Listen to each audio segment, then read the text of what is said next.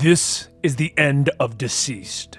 A virus is set upon the world, and at this point we've discovered that the mastermind behind its creation was a being known as Erebos.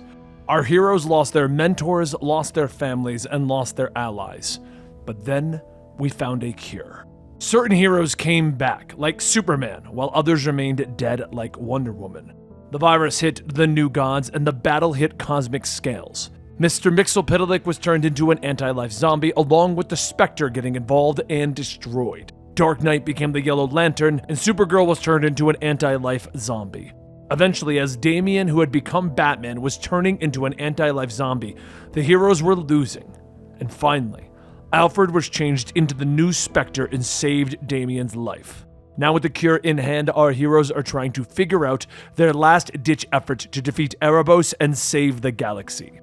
This is Comicstorian. We take comic books and turn them into audio dramas, helping you keep up with the storylines within this incredible industry. We make complete stories, which are 1 to 3 issues, and then we make full stories, which are hour-long presentations of the entire plot. Support this great industry by going to your local comic book store or going to the digital retailer if you enjoyed these storylines. Now let's get into DCeased, War of the Undead Gods, Issue 8. On Earth 2, the tides of the battle have finally begun to turn in the favor of the heroes. Alfred has delivered the cure needed to revert those who were once turned undead by the anti-life equation, and the people have started to have hope that they may actually survive this. And even new allies have joined them after Kandor was freed of Brainiac's control, and the unlikeliest villain has taken up arms to try and fight back Erebos in the form of Yellow Lantern Darkseid. But while there are many reunions, there are many goodbyes. And those mortals that were buried next to the gods that they fought alongside. Death too was even there to mourn the High Father, the Black Racer. However, with the Black Racer there, Damian had a question for him. His father and his brothers taught him to respect all life. But before he became Batman, before he became Robin, he was an assassin. He was taught to look for weaknesses. He has been thinking about how to bring the fight to the source, and Erebos is a primordial deity. He is darkness personified, and the only thing that can destroy the dark is the light. If Erebos is anti-life, he may have an idea. One that he wants to run by him to see if it could even work. After speaking with the Black Racer, Damian visits Cyborg inside of Brainiac's ship about his plan. Because if Damian's plan is going to work, Vic is going to be the key to stopping it. After explaining the details to Cyborg, the two call on all of the remaining heroes to go over their last-ditch effort to stop Erebos. Heroes and villains answered the call along with the old gods and the new. However, there was only one problem with getting to Erebos. He now resides in a limbo outside of their universe, and for them to reach that place, they must pass through a doom tube. The only problem is you have to be dead to travel through a doom tube. Cyborg says that he's been working on a workaround that should be ready by tomorrow, and as for Erebos, he and Batman believe that they have a weapon that can end him. However, to ensure the deity can't escape, they need to be inside of Erebos when they unleash it. They just need to attack it from 2 different angles. One being the fight in the front that will hold his attention. Darkseid chimes in. I will face Erebos. Guy Gardner asks if he's intending to monologue him to death. He's then hit by the Omega Beams and simply states, Yep, I know, that one's on me. Why was I mocking Darkseid? But at that moment, Ares chimes in explaining that Darkseid cannot hold the attention of Erebos. When they ask if Ares could hold back the primordial deity, Ares tells him it would be suicide. Cassie asks if he's a coward. Since when is the God of War's plan to hide from it? And Ares says he does not hide. Lois then demands to know where Ares was when her son was standing between this planet and annihilation, and Lobo chimes in. Probably watching. It's what he does. He's more of a creepy stalker than a god of war. Lobo's taunt is what works on Ares as he turns his attention towards him.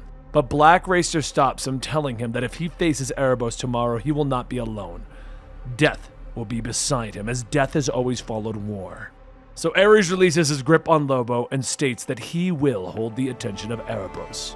But after all is said and done, Damian tells Cassie that she certainly lived up to her title of Wonder Woman back there. She laughs, stating that goading the God of War into working for them was his play, but she did execute it very well.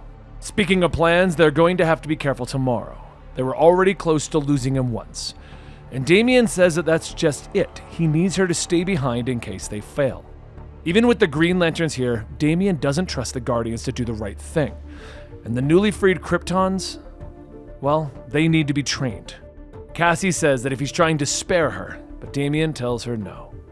He's asking Wonder Woman, the greatest warrior that he knows, to protect the entire universe. So Cassie wants to know, what is the weapon then? If only he and Cyborg can use it, what did he come up with? Damian tells her that he cannot tell her what the weapon is. So she turns to leave, telling him that she wants to trust him, but there's still a little too much of his father in him. As she leaves, John flies down with a package, telling Damian that he got him a present.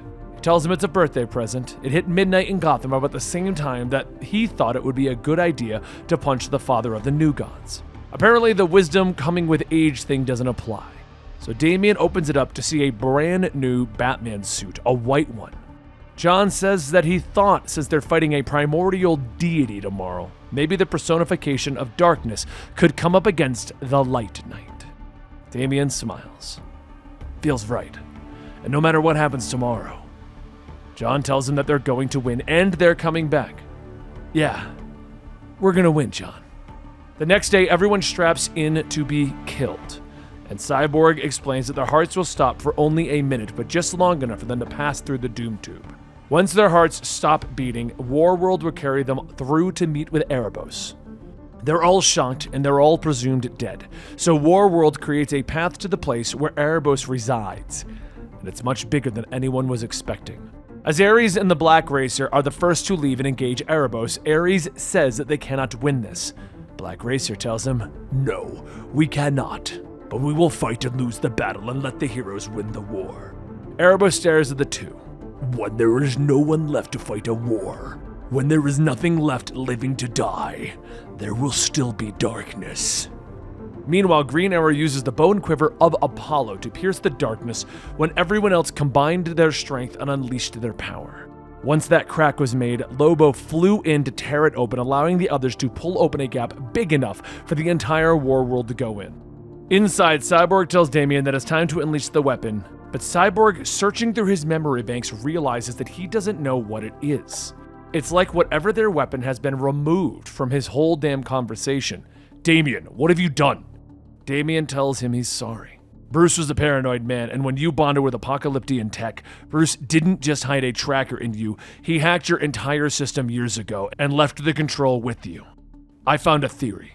The anti-life virus leapt from your mind, and we needed the opposite. I found it in you. I found the life equation. I extracted it and erased it from your system. Now it only exists in me.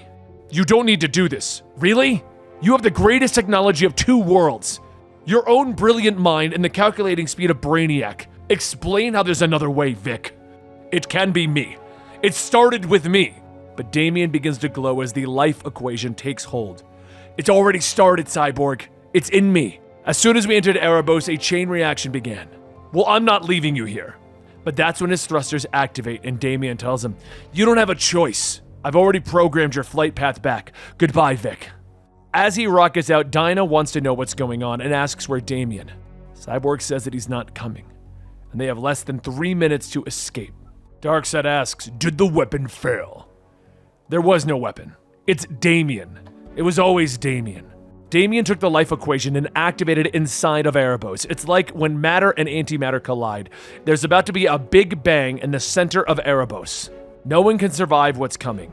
A universe is about to be born inside of Damian and Erebos, expanding at the speed of light. John radios out shouting, "I'm not leaving!" But Damian across the radio tells him, "It's okay. I'm already gone." Darkseid compliments Damian. "Tell the child that his plan is most impressive." And Green Arrow yells that he doesn't need validation from Darkseid. Damian radios back to Green Arrow, telling him that this is how he said it would end. "Don't you remember what you said to my father the day that he died? You were talking to Bruce over the radio, but you were looking right at me. Batman isn't going to get taken out by a virus. You're not going to get sick and fade away. You're not going to sacrifice yourself for the galaxy, outwitting an evil as old as the stars or something." Green Arrow tries to think something to argue back with, but all he can do is sigh at how right the comment was. Meanwhile, above, Erebos grabs Ares, telling him that he can feel the light inside of him. What have you done? What did you do? As Ares attempts to free himself, Erebos squeezes his hands, crushing the god of war. Darkseid tells everyone that Ares is down, and Cyborg opens up a boom tube, telling them all that they now need to leave. But inside, Damian sits and waits for his inevitable end. Erebos speaks to him, explaining that this will destroy the both of them, but Damian tells him not really. He'll become something else. Erebos tries to bargain, but Damian denies him. Damian tells him that this is just his end. Back outside, the last of the heroes depart, and John tries to stay, stating that he won't let Damian die alone. Alfred, as the Spectre, tells him that he doesn't have to. I can take you to Damian. He explains that he will get himself and John out just before the explosion. No one has to worry about John. So while Superman waits for his son, Alfred brings John to Damian, much to Damian's refusal. He yells that they can't be in there, but Alfred says that there is nowhere else that he would rather be at this moment than beside his son, that he can't harm them. Damian explains that they can't save him. John sits beside him. Yeah, I get that. So I thought maybe I'd just sit here, so you weren't alone. Damian looks over. If I told you what I was doing, you'd never have let me do it. John laughs. No, I wouldn't have. And you were right. You were a great Batman. As Damian smiles, the final moment arrives, and Damian says, thanks, John. As Erebos is destroyed, John, Alfred, and Superman all make their escape. And soon everyone begins to realize the sacrifice that Damian made for them, the sacrifice that Batman made for them. For a boy born as an assassin, someone taught to not care about life, he fought against it all, and he ended up saving all life. Sometimes Alfred would visit the cosmos that Damian made, reflecting on having no idea how much a parent would sacrifice for their child. Not until he had his own did he understand what he would give up for them. But he would do anything to prevent any harm from coming to them, and how deeply he misses them. His bats, his sons, his whole universe. And that concludes the DCeased series. As far as we know, this is the ending, and where would you even go at this point? They've eradicated the virus, they've made a new universe, and we still have some heroes that are remaining alive to deal with it. I hope you guys enjoyed this series here at Comicstorian, and as is with many of our series that come to their full conclusions, I know that we're going to lose some of the viewers. So thank you for watching every episode of DCeased as we've come to this. But if you take a moment to consider sticking around, we do bring you new videos 5 times a week covering Marvel, DC, and other stuff. Lots of cool stuff is happening with the dawn of DC, and I'd love to share it with you. Anyway, I'm Benny, and I'll see you next time, hopefully.